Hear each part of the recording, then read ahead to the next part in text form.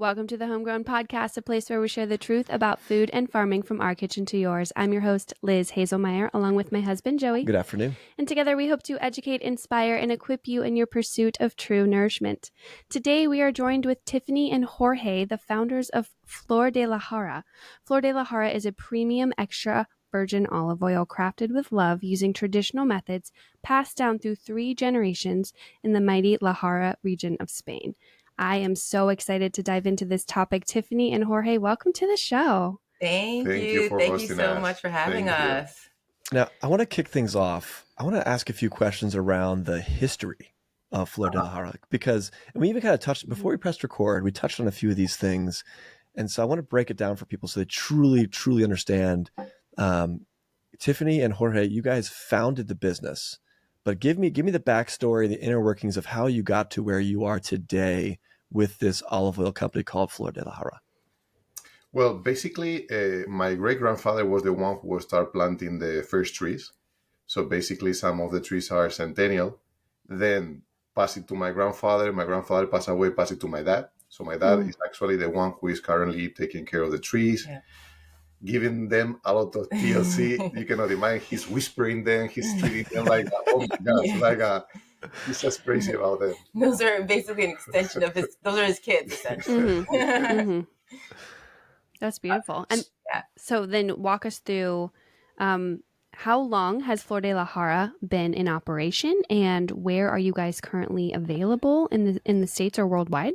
Sure. So Flor de Laara is we started it last year. Okay. And we're available. Usually we pretty much do direct to consumer. So people see us on our website. Also, we do kind of like small markets in New York, because that's where we're based currently, in New York City.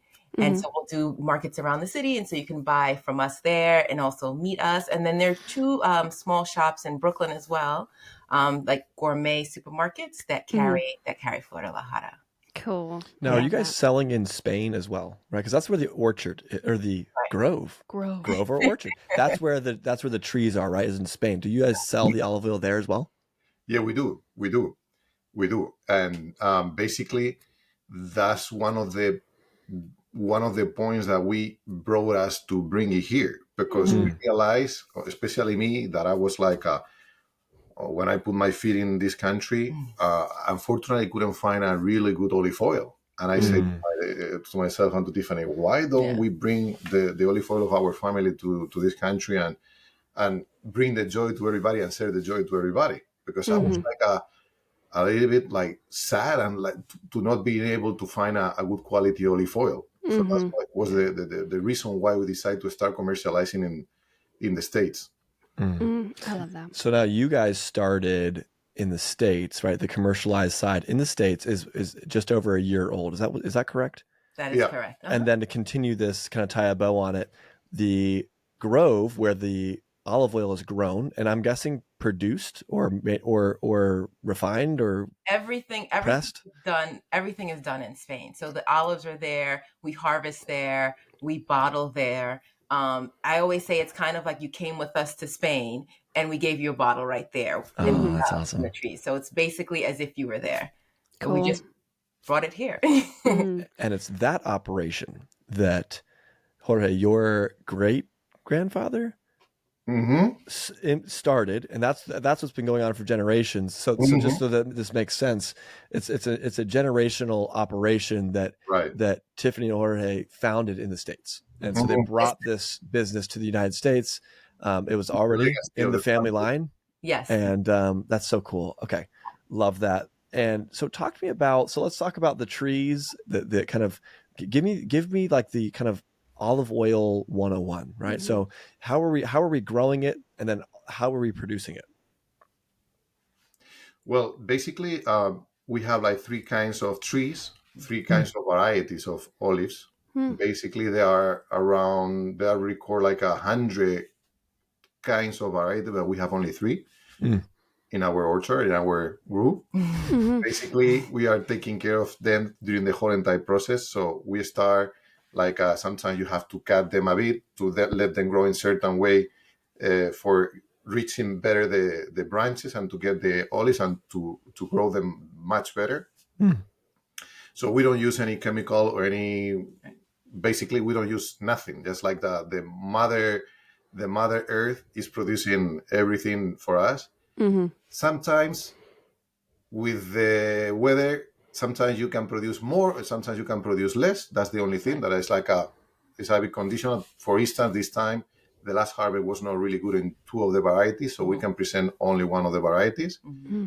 But now with the new harvest, it was raining quite a lot, and we are going to be blessed with a very good harvest this time. So we are going to have available the three varieties, which is Arbequina, Picual, and Cornicabra.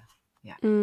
So talk to me about the different varieties of olives. So like in the States, and my understanding of olive is very like, commercialized grocery store, right? So I'm gonna totally maybe offend you, but correct me and help me bring me over to the light side. I'm thinking of like Kalamata. I'm thinking of green olives. I'm thinking of like these are the olives that I'm aware of.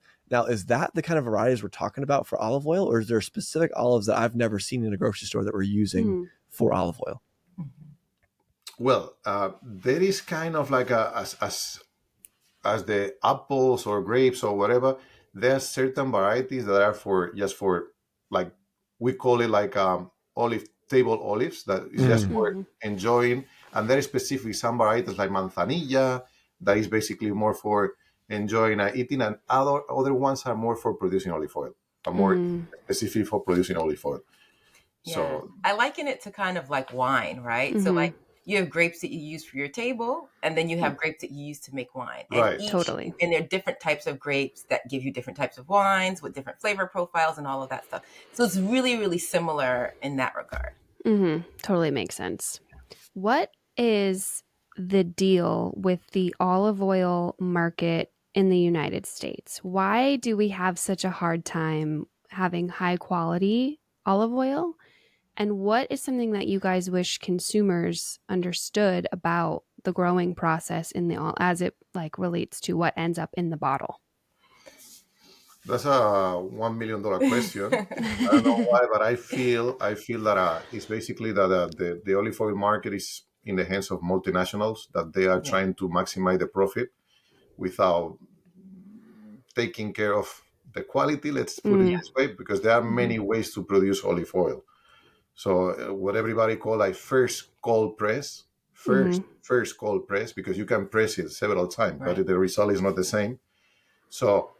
And yeah, so so imagine that for the second time that you press it, you might not need only like pressure. You might need something else, and this is what is coming the difference between between the olive oils. Yeah. Because if you extract it the second time, you press it the second time, you might need temperature and you might need some chemicals to extract it, right?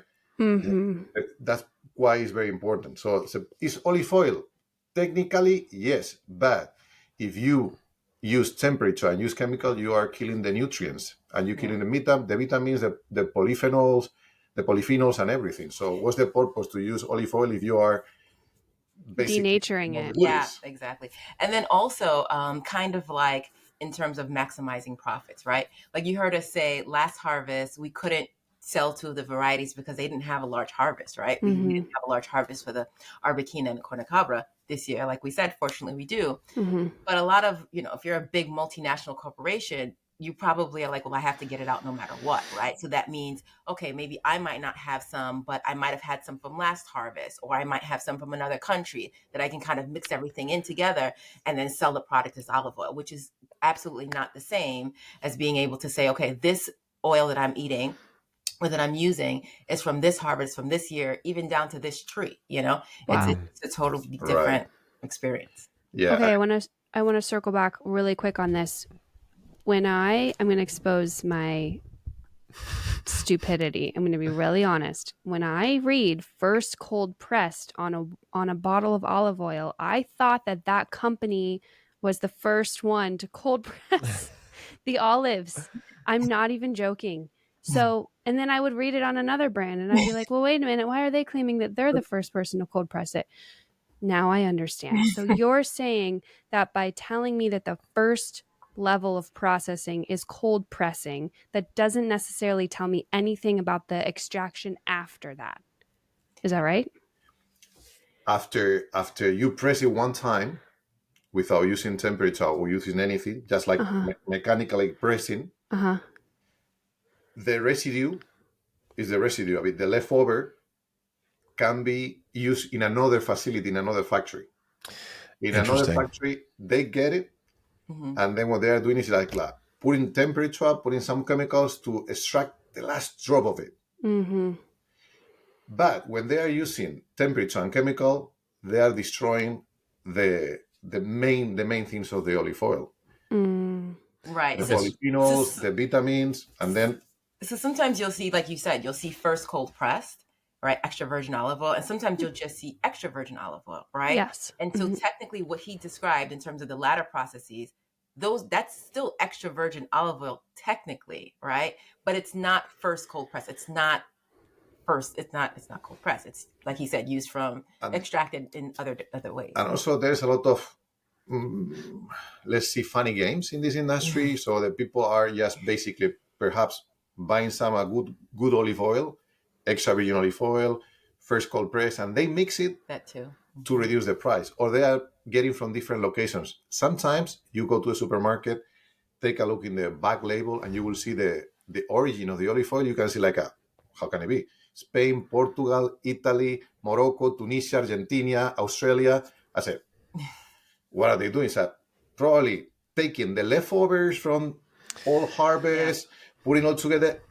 In one time, it was perhaps extra virgin olive oil cold pressed, but if you take it from 3-4 seasons ago, right, it's not as fresh as it's supposed to be. And you mix it with some other olive oil from another country that the regulations might not be the same. They might use certain things that we might not use.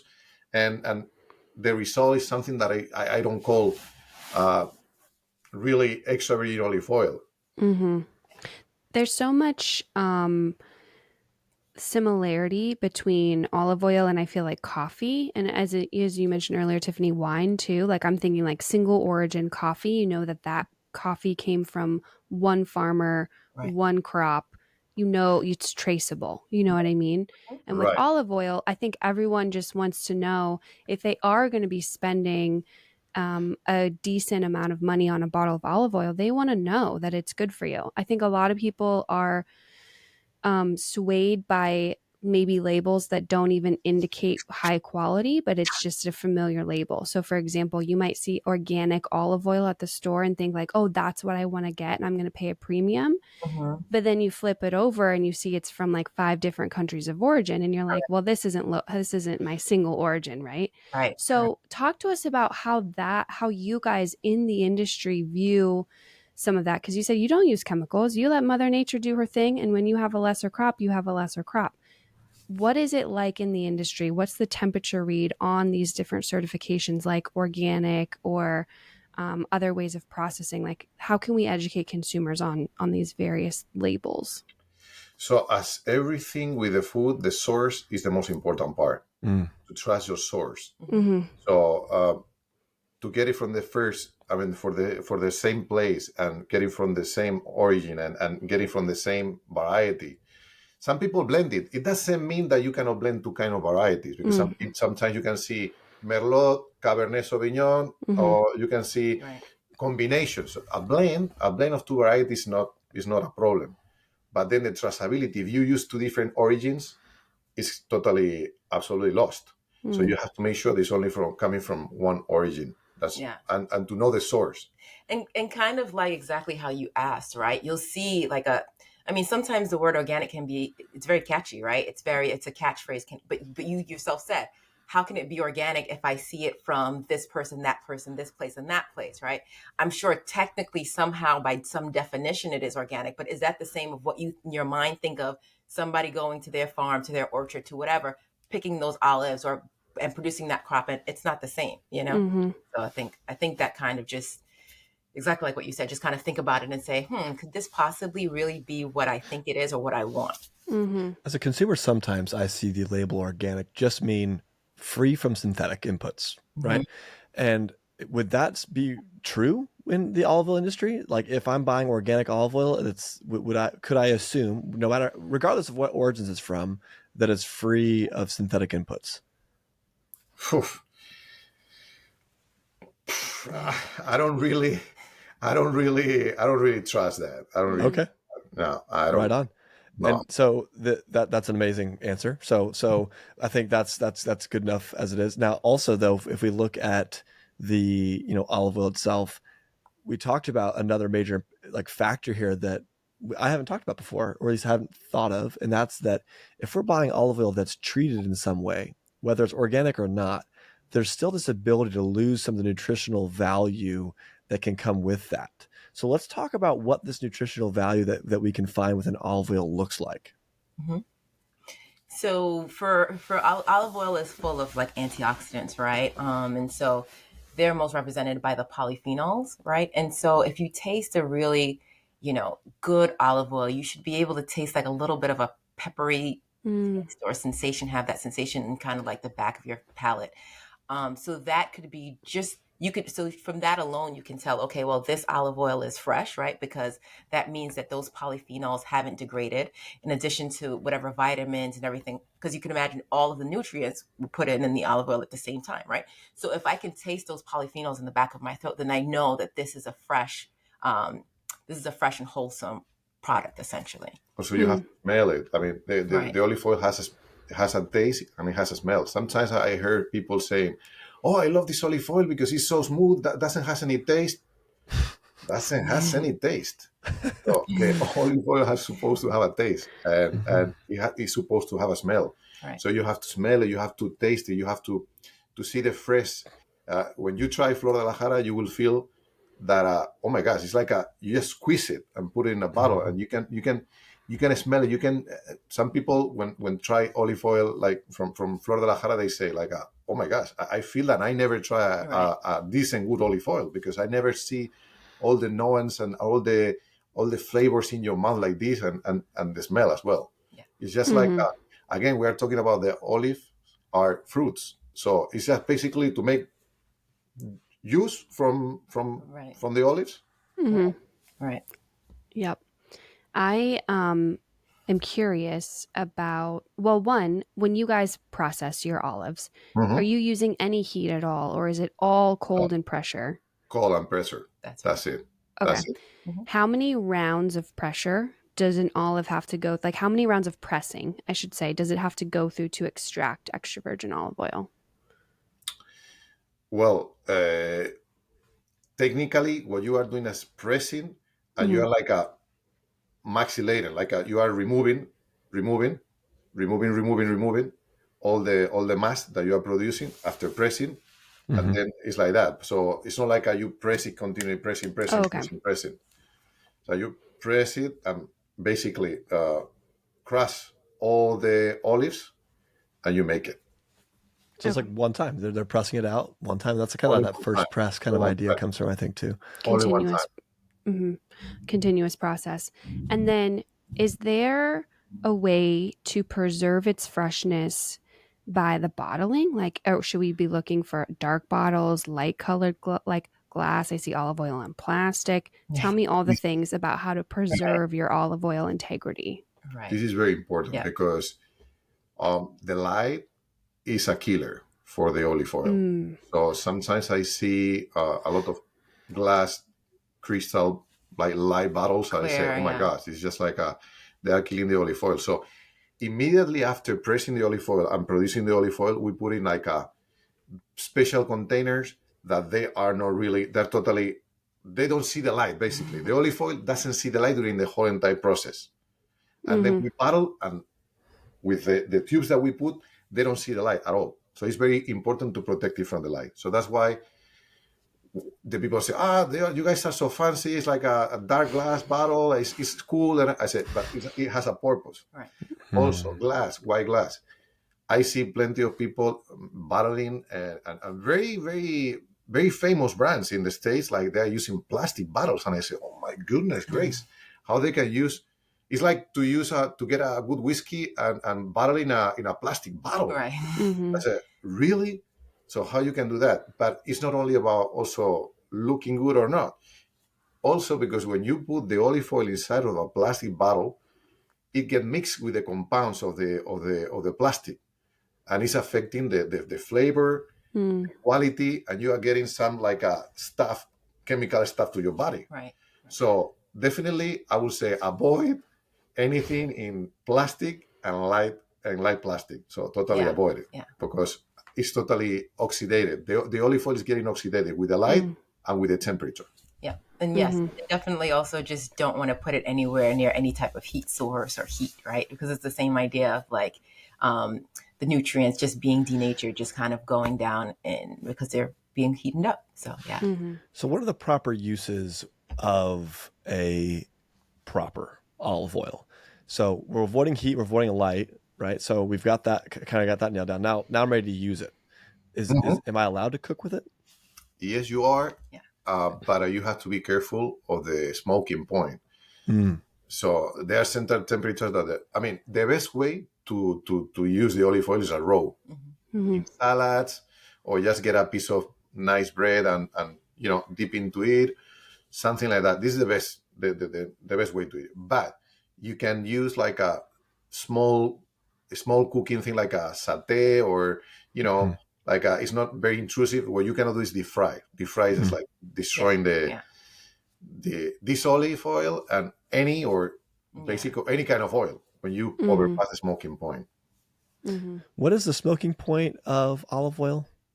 Different varieties has different smoking points. For instance, one of the varieties that we have, Cornicabra is the one that has, together with the Picual, the highest smoking point. Arbequina is a very fruity. It's not that low in polyphenols. It's like the people might take it like it's lighter, but the smoking point is lower. So Interesting. That's interesting. So definitely can cook with it. And maybe you're talking about like a saute, like maybe a little bit of vegetables in a pan, and it's just you're sauteing them up quickly and you're pulling them out. But we're definitely not filling a pot and bringing it up to 350 degrees and putting our donuts in it to fry them up. Right? That's right. Yeah. That is correct. But there is this not that I would do that, but I think that's kind of what we're getting at right here. That's the extreme. Got it. Right on.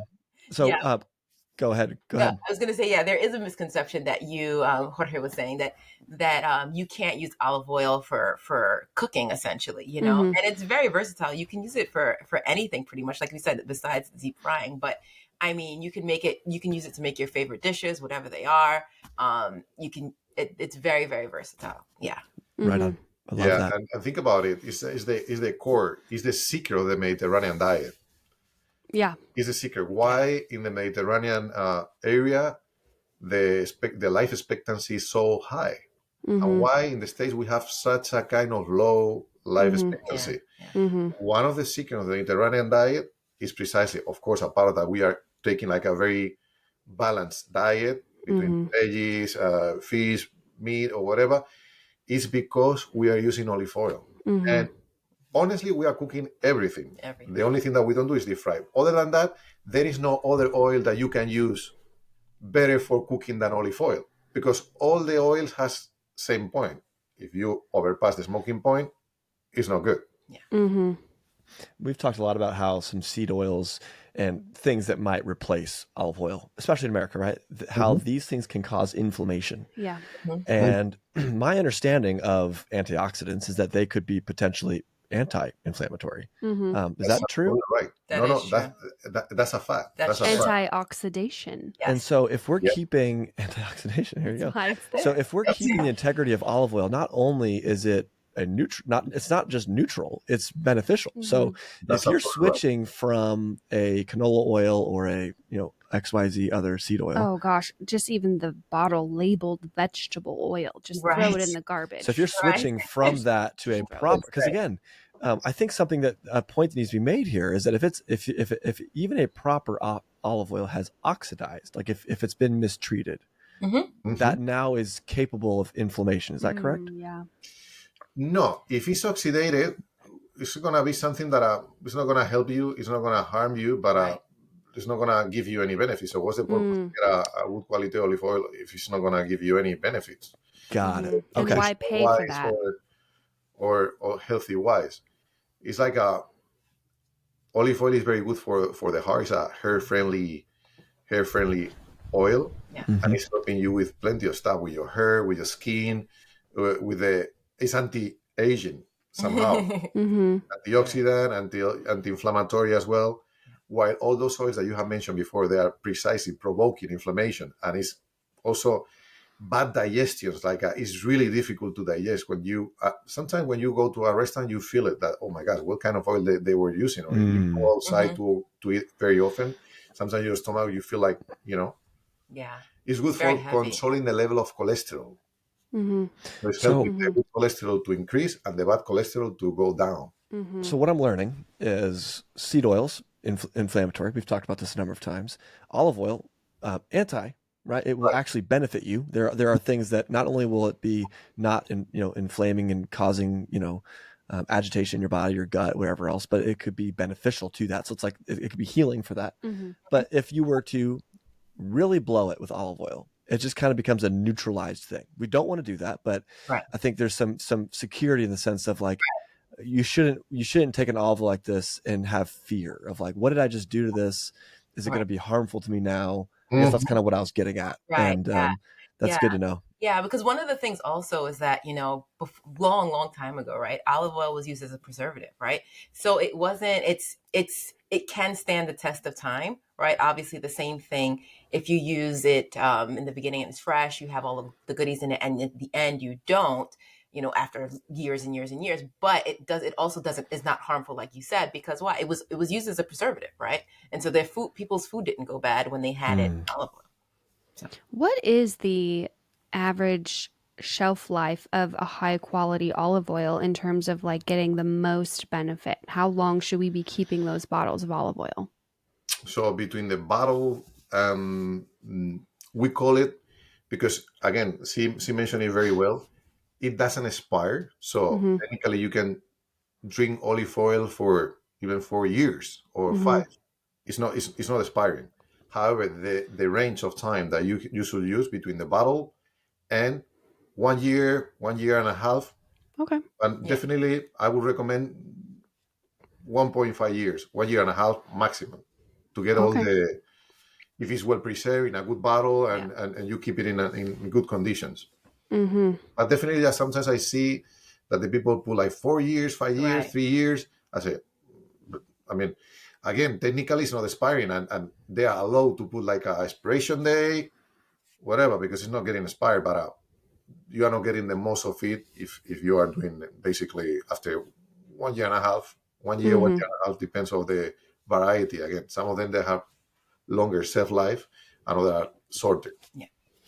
Again, it reminds me of coffee, because it's like you can go to the grocery store and buy coffee that was roasted 6 months ago, and you're like, oh, okay, you probably have no idea that roast date. You don't know. It just sits on your counter. It's probably already ground. Yeah. Okay, I'm gonna sound like a real coffee snob for a minute. Or you can order and get it roasted to order. So when you place your order, it is getting roasted on your behalf and then shipped out. Reminds me of olive oil being pressed every season. Hey, this is from this year's crop, or maybe last year's crop, being bottled and shipped directly to you, versus some of the larger manufacturers who might be pressing their oils and then they're like, hey, we've got, this massive amount, will sell this crop for 3 years or et cetera. So curious what your guys' average timeline is. Like, are you selling every single year's crop? Is that selling season a little bit expanded? How does that work when you buy olive oil from you guys? What we are doing is basically, we are trying to basically sell everything that we got for the season. But if there is any leftover, what we are doing after the basically best consume before consuming time, not expiration, because again, there's no expiration. So after or passing that, what we are doing is like, okay, if there is any leftover, we can reduce the price for those bottles that they are from the previous harvest, and to keep the same price for the new harvest. Oh, wow. Yeah. That's amazing. So you're actually telling consumers, hey, you're going to get the peak product and you're going to pay market cost for that. And then the moment that this is now, it's not bad olive oil. It's just a little, maybe a year or two older. You're actually reducing that price. And is that common in the olive oil industry, or are you guys unique in that way? Some people are doing that, but not very often. Not a lot. You cannot find a really. And transparent. In our labels, you can see when it was harvested. Right. Oh wow. Most of the olive oil, they don't tell you anything. So how you can calculate when is the best time to consume it? It's impossible. Yeah. You don't know it. You don't have no idea. So we put that. We put this harvest, and it was bottled, the lot, and everything. You got everything, so you can decide for yourself. Exactly. I love that. Yeah. How long from harvesting, like picking the olives off the trees, to into the bottle? Like, how long does that process take? That's a very good question. That's a very, very good question.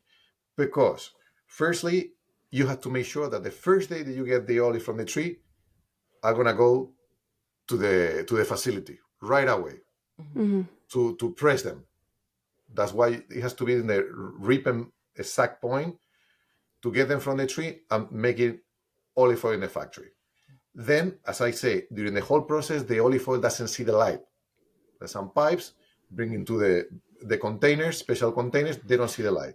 But then you have to make analysis. So that's why I say that's very important to get the origin. In Spain, there is also a very, very important fact. People doesn't know, but Spain is the largest producer of olive oil in the world. With almost 50% of the olive oil is from Spain. 50%. Almost 50%. So the regulation, the sanitary regulation in Spain is super strict. Like absolutely strict. All the traceability, everything, every single batch has to be analyzed. Because it's not like I say, well, this is extra virgin olive oil. No, it has to be like a organoleptic analyzed, laboratory analyzed, to make you certified that what you are going to commercialize is extra virgin olive oil. So what defines extra virgin olive oil from just olive oil? Again, sorry? What is the difference between extra virgin olive oil and just olive oil? That's also pretty good. Remember when we were talking about that this is the first press, the first cold press, and then you pass it to another factory. And this factory is doing temperature, and this factory pass it to another facility. So then the acidity of the olive oil is getting higher, getting higher. So as soon as the acidity overpass the 8.0%, so you cannot consider extra virgin olive oil. It is one of the points, because not only the acidity is controlling the extra virgin olive oil. Again, there are some organoleptic analyzed, and the fresh and everything. So it's not only about that, but it's one of the indicators, the acidity. Yeah. So those facilities, they are like getting the last drop. Sometimes using like very high chemical stuff that they remove it after that. But as soon as you use it, it's not like it's harmful. Let's say the normal olive oil without extra virgin is harmful for your health. No, you can still eat it because they are evaporating the chemicals. But again, you are using temperature chemical and you are destroying the benefits. Makes sense. Interesting. So extra virgin has a lot to do with acidity. I'm guessing there's some other qualifications in there. It sounds like there's almost like a sommelier for olive oil that comes in and will test it. You were saying that as soon as you get, the reason why that time question was a little bit more complex than 3 hours, right? It was because someone has to come out and analyze it and give it a stamp of approval and say, hey, this checks out as extra virgin olive oil, both in flavor and in freshness and in maybe aroma and acidity levels and all that. And there are olive oil sommeliers, actually. So it's very similar to wine. Yeah, it's very similar to wine in that. And there are olive oil tastings. There's special like cups that you use to taste olive oil and how you're supposed to taste it. You're supposed to, warm it in your hands, smell the aroma, and taste it as well. So there are actually olive oil sommeliers. That sounds awesome. I want to go to an olive oil tasting. That would be so fun. That sounds so fun. So we do a lot of sourdough bread. We do, and a lot of the folks in this community bake a lot of sourdough bread. And so I'm sure a lot of them are already thinking what I'm thinking, which is like, I can't wait to go and buy some of y'all's olive oil so I can try it with some bread. And so just from like a application point of view, we kind of talked about some of that, but tell me about some of the different varieties of olive oils that you have and some of your favorite applications of those. Oof. Applications like since I'm from Spain, my family was producing olive oil always. Basically, I grew up using olive oil for absolutely everything. So I cook with olive oil. I don't use any other kind of oil for everything, absolutely everything. So, but also my mother, what is she doing? Every single morning, she's taking a shot of our olive oil, and I'm doing some time. My son is taking also raw olive oil in the morning.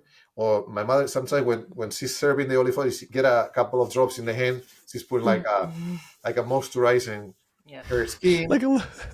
So yeah. So we are using for everything, absolutely everything. There's no way that I can see, and I love cooking.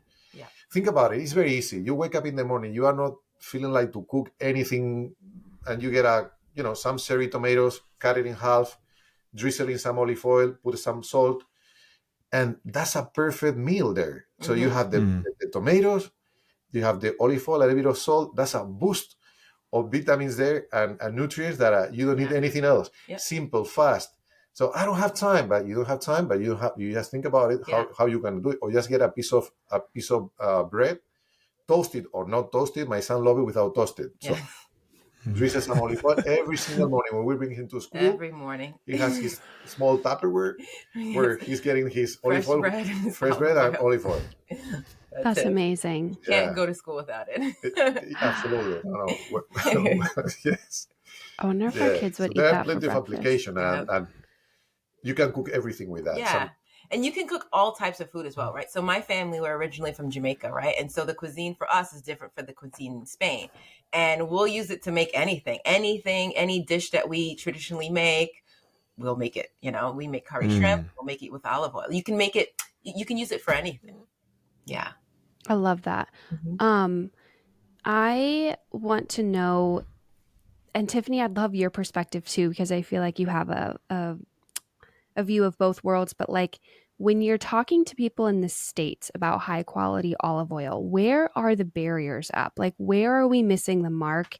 And is it hard to communicate the importance and the beauty of this high quality olive oil? Because I feel like we don't have a lot of opportunity in the United States to experience really amazing, robust olive oil. We've diluted everything. Yeah. We've jumped to the canola bandwagon, right? So what are those conversations like or what have you seen in the differences in the culinary atmosphere of both the States and also in Spain?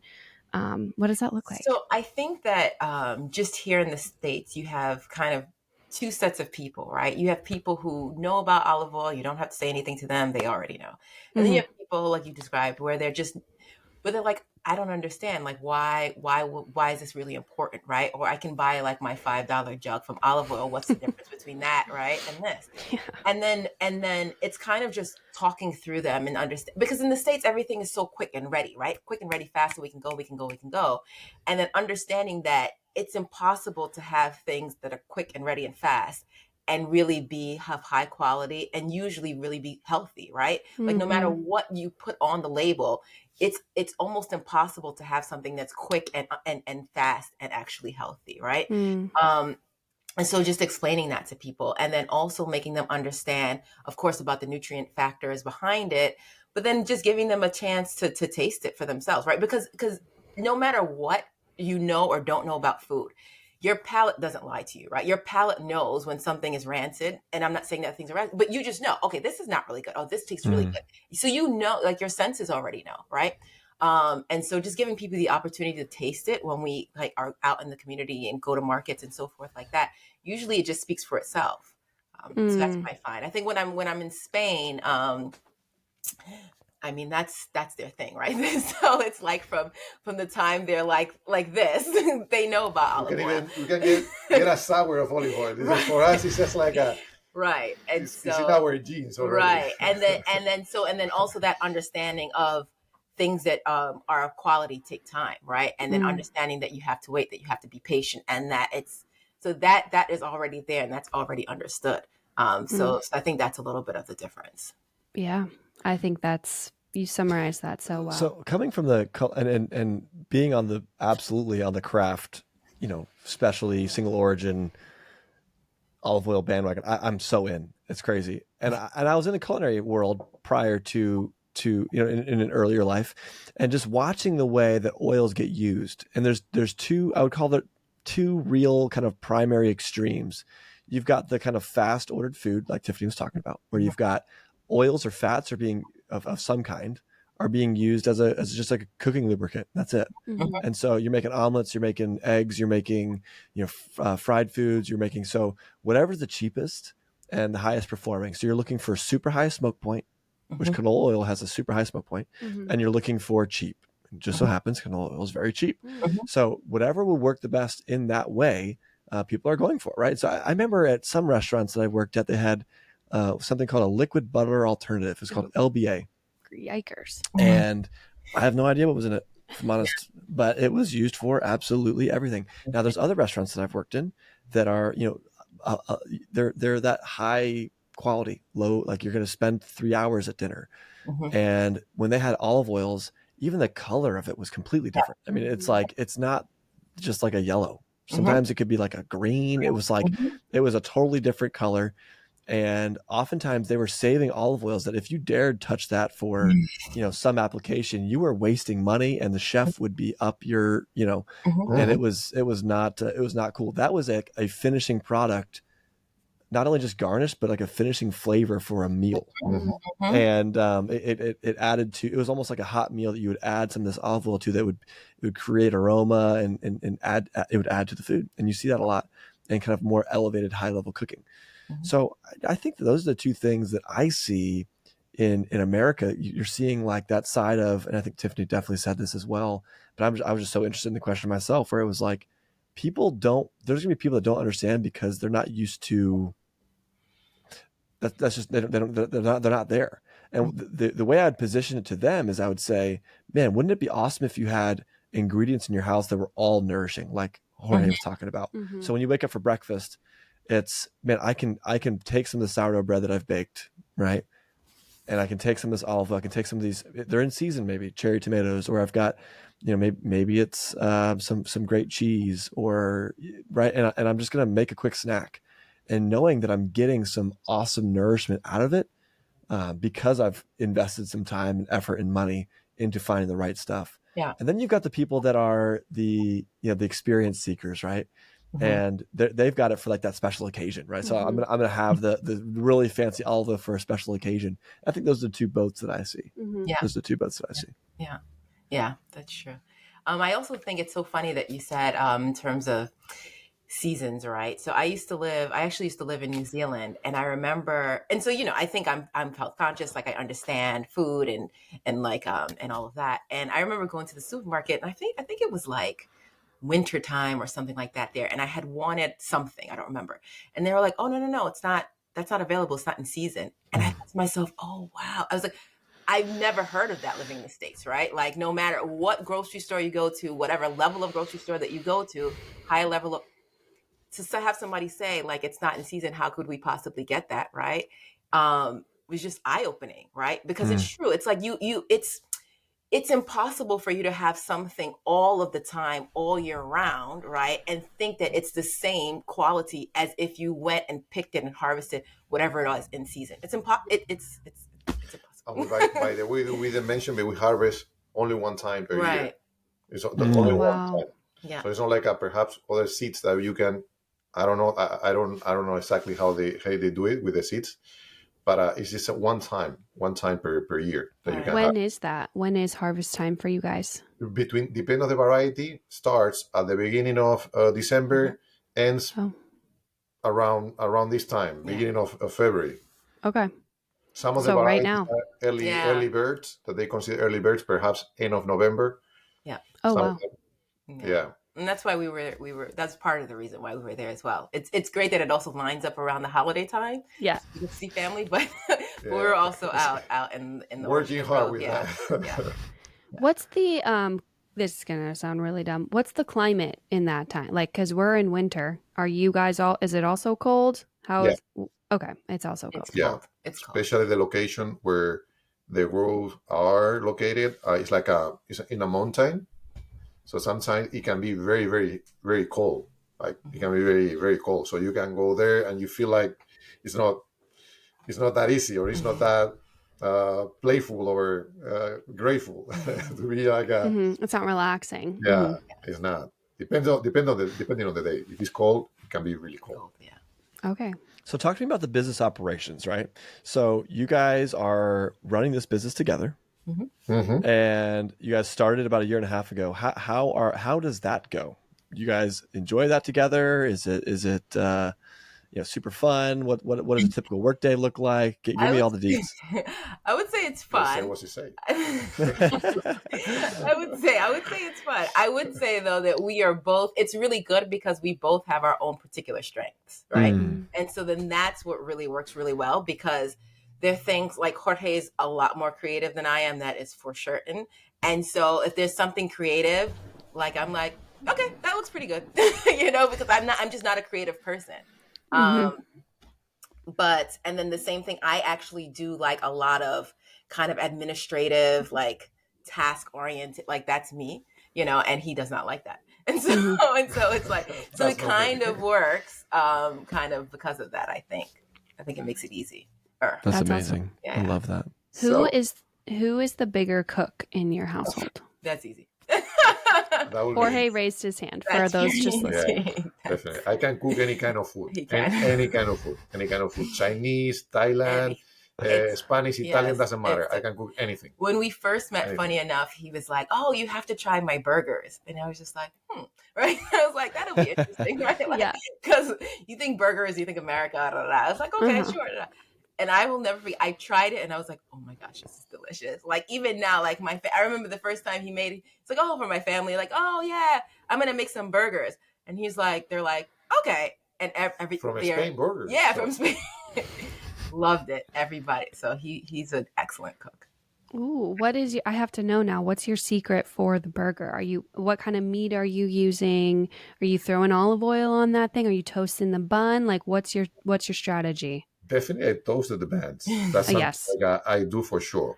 Yeah. And I'm getting my blend. What I like is like to do it like fresh, like to choose a piece of meat that they can basically Grind it, and to choose the amount of fats and the amount of lean that I want. That's pretty important. And then I use olive oil. As well. Yeah. I'm not putting a lot of spices there that the people but it's so tasty. How can it be? Or sometimes I put like a caramelized onion that I pre-cook with olive oil. That's olive oil and onions. That's it. You caramelize them, and then you put like a nice manchego cheese on top of the burger to melt it, and a little bit of the caramelized onion, and that's a winner. Yeah. My niece one time she's like, "Uncle, what do you use to season this?" Right? She's like, "What seasons are you putting in there?" And she was like, "He's like salt and pepper," and she's like, "That's not true. It's impossible." Like it's true. Well, that's something too I think is such a, not to kind of like pick on the American cuisine, but like we're so used to pulling up recipes of a casserole or a dinner or chili, and it's like tons of spices, not even really fresh herbs, maybe a bunch of dried herbs, maybe it's a pre-mixed taco seasoning. Like even like quote making your own taco seasoning is like I'm scratch cooking, and it's like, really? We have been so divorced from this, like simple food doesn't need a lot of fuss. It just needs really high quality salt, fat for flavor, and then like let the food shine, make it fresh. That's exactly what it is, because if you are putting so much spices, you are covering the flavors. So what's the purpose to get a nice piece of meat or nice fish if you are covering all the flavor? The meat has its own flavor. The fish, the same thing. If you don't like fish, then you try to put a lot of stuff. And I think that half of a good chef or half of a good cook is just like to choose the right ingredients, to choose the right material. Then half of it is done. You have to be so bad to screw it up like to get a nice piece of meat and to destroy it. I mean, it's easy, but if you have a little bit of knowledge, you can do it very well. I love that. Any other questions? I love this, Tiffany and Jorge. I'm curious. Is there anything that we haven't touched on that you would love to talk about before we, head out today? I will say that the people should lose the fear of cooking with olive oil. Yeah. Even if, by my point of view, I don't want to say something. By my point of view, it's better to get a olive oil from the supermarket, whatever it is, than to use seeds oils. Mm-hmm. So no matter what, just cook with olive oil. Yeah. Mm-hmm. So it's better. Always going to be better to cook with olive oil. And if you have a little bit of more budget, then go for really good olive oil that's going to bring you the freshener, everything. It's going to be all the nutritional stuff is going to be there. So if you have more budget. But if you don't have budget, it doesn't mean that you cannot access to olive oil. It's not going to be as good as if you go for, it's like, but at least you don't go for seeds olive oil. Seeds oil, sorry. Yeah. Yeah, one of the things I have recently been trying to tune how I communicate to our community is like be okay with saving up for the high quality when it matters, Yes. and be okay with having different tiers in your kitchen. So for example, if someone wants to be really budget friendly, I love what you just said, Jorge, about, hey, don't try to just buy the vegetable oil off the shelf. Honestly, go for an olive oil that you think is like within your budget. But then also, if you want to have kind of the best of both worlds, have that really fine crafted single origin olive oil on hand and save that for maybe your finishing of your dishes, using straight with bread, feeding it to your kids, taking a shot of it in the morning, rubbing it on your hands and your face, whatever, and then kind of use those two in sync. It doesn't have to be this weird all or nothing. That's and right. it's like, there's times where the flour I want to buy is like artisan flour, freshly milled, and I can't always afford that every month. So sometimes I go without. Sometimes I use a different application. Sometimes I make pizza because I know that I can use a quote lower quality flour because it doesn't need as much rise and much topping it with flavor anyways, right? It's a pizza. So you really pull your levers in your kitchen and know that there's probably room for you to have a really nice bottle of olive oil, even if it's just in a certain season of your year, right? Yeah. And so you can benefit from those like incredible properties of the olive oil while still also cooking with olive oil you can find at your grocery store. And don't be discouraged, because that's the world we live in. Yeah. So I love that you can kind of hold both of those at the same, and just having the education of, okay, this is a higher quality product. This is how I'm going to apply it. This is how I'm going to use it in this to get the most bang for my buck. Yep. It reminds me of like when we talked about, should I use my raw dairy to make yogurt if I'm going to heat it anyways? Or like, should I spring for the raw cheese? You know what I'm saying? There's ways you can benefit from the higher tiered food items and still fit within your budget. It is funny how somehow we had, I love how you said that. There's almost like this underlying fear of using olive oil on a regular basis, like cooking. Well, it's been perpetuated online by many folks. So it's there's like interesting. this, definitely never cook with this. It will, I think their fear is that it will oxidize or become rancid or basically become denatured, which we would say is true of those seed oils, right? But honestly, that denaturing, that oxidation happens in the processing and the extraction of those oils anyways. That thing's already denatured in the bottle before it hits your pan. Correct. So like that's the concern. But olive oil has, I call it a fruit oil. I like to distinguish it. I like to say fruit oils can be olive oil, coconut oil, and avocado oil, because those are all fruits. And so those are in a different category. And I love that Jorge was like, hey, listen, just you want to make a small step in your health game, switch to cooking with olive oil. We're all pan frying or shallow, like sauteing. Who's really deep frying anymore? And if you are, use coconut oil or lard or something like that. And that's a great alternative. I love that. Very true. Cool. Anything else? That's it. Tiffany and Jorge, thank you guys so much. Where can people find you? And more importantly, where can people find this olive oil? Sure. So we, on our website, it's flordelalara.com. So you can find our olive oil there. And if you happen to be in the New York City area, you can follow us on Instagram, and we often post where we're going to be because we are around in like upcoming markets. Our Instagram is at flordelahara_olive oil. Okay. Yeah. Beautiful. We're going to put this in the show notes, but can you spell Flor de la Jara for those who are like, oh, I'm going to go type this on my computer? Sure. It's FLOR, that's Flor, DE, and then La, LA, and then Jara, JARA.